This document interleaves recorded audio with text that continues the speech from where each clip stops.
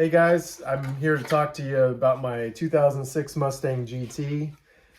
When I bought the car, it had a little bit of a leak from the transmission.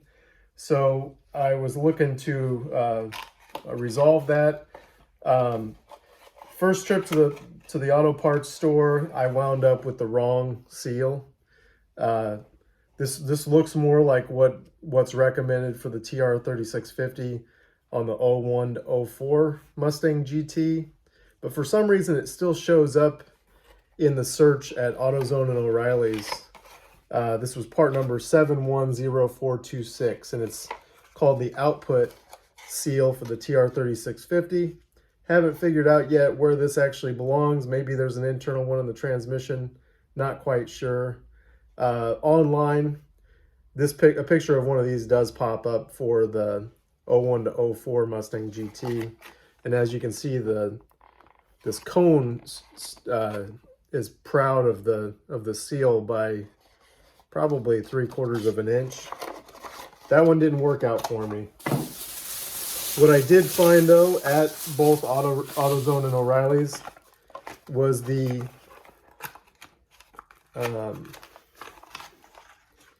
in the output shaft housing. You know, this is actually my old seal, and I'll show you the installation here in a little bit, but the cone does not stick out nearly as far, and that's the output shaft seal. And then I also installed a new shifter shaft seal. You can see here, this was the old one. Part number for the shifter shaft seal was a 221410.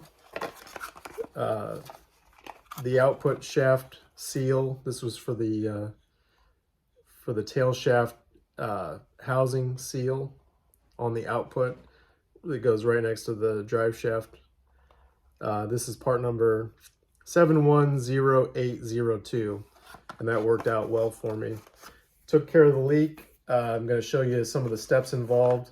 I was able to do that successfully without removing the H-pipe. I did disconnect the drive shaft in the front, and the support bearing I loosened up a little bit just so that I can move it out of the way during the process. It was very tight, but I was able to get it done that way. I'm going to show you how I did that. Now you can see this front wheel drive hub puller worked really well to remove the tail shaft on the TR3650 manual transmission.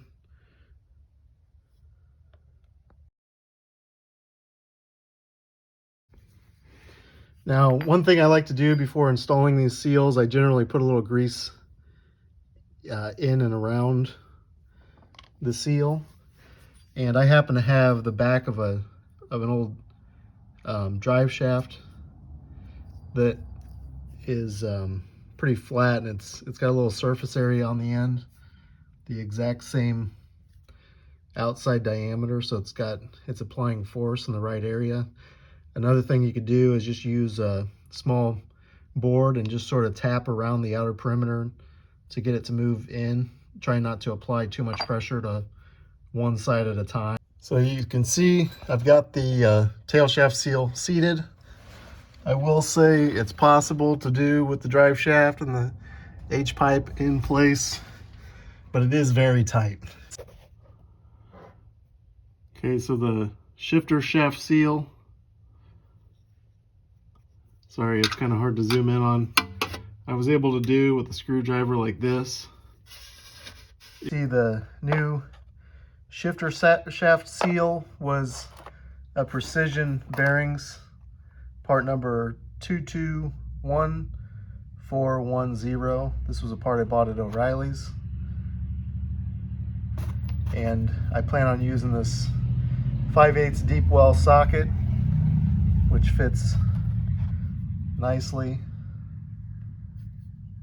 to drive that in, because it's kind of I gotta kind of reach up in there, and I have access with a hammer from the backside. So I'll try to tap that in squarely. What I have here is the bolt that goes through the top of the shift linkage. And you can see here This is the arm that comes from the shifter from inside the car. And I'm gonna slide that onto the shift shaft that's coming out of the back of the transmission and slide that pin in while I've got everything out of the way now that the new seal's in. Now I'm using a 13mm ratchet wrench to tighten up the bolt at the top of the shifter linkage.